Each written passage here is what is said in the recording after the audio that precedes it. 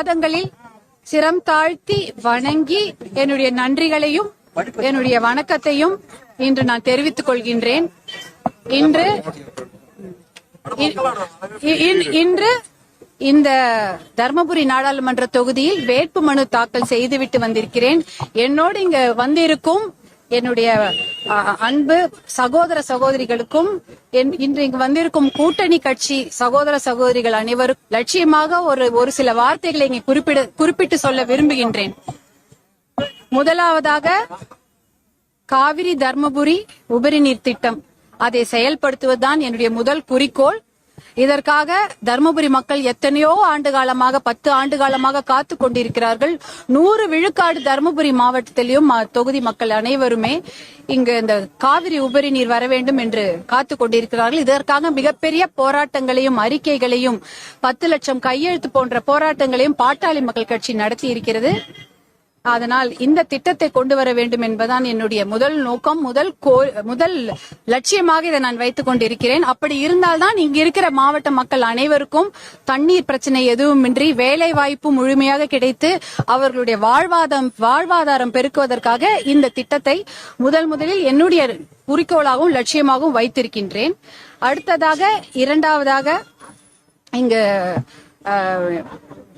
இங்கே வேலை வாய்ப்பு 3 லட்சம் தர்மபுரி மாவட்டம் பெருமைமிகு தர்மபுரி மாவட்டத்தில் இருக்கக்கூடிய 3 லட்சம் இளைஞர்களும் மாவட்டத்து மக்களும் வெளி மாநிலங்களில் இன்று வேலை செய்து கொண்டிருக்கிறார்கள்.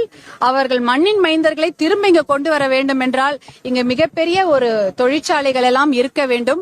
அதற்காக சிப்காட் போன்ற தொழிற்சாலை வளாகம் இங்கு அமைக்கப்பட இருக்கின்றது.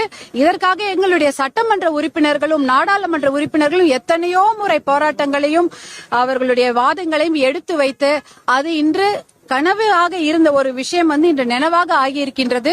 இதற்காக ஒரு ஆரம்ப கட்ட பணிகள் நடைபெற்றுக் கொண்டிருக்கின்றன. அது என்னுடைய பணியாக நான் கருதுவது அதை விரைவாக செயல்படுத்த வேண்டும். இன்னும் ஓராண்டு 2 ஆண்டுக்குள் இந்த சிப்காட் வளாகம் அமைக்கப்பட்டு ஆயிரக்கணக்கான தர்மபுரியில் இருக்கக்கூடிய அத்தனை மண்ணின் மைந்தர்களுக்கும் வேலை வாய்ப்பு பெருக்க வேண்டும். அங்க பெரிய பெரிய தொழிற்சாலைகளும் நிறுவனங்களும் வர வேண்டும்.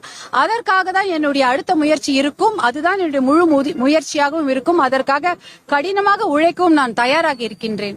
மூன்றாவது என்னுடைய ஒரு குறிக்கோள் தர்மபுரி மாவட்டத்தில் விளையக்கூடிய விளைபொருட்களான தக்காளி, புளி, மாம்பழம், இந்த பட்டுப்புழு உற்பத்தி, பருத்தி போன்ற அத்தனை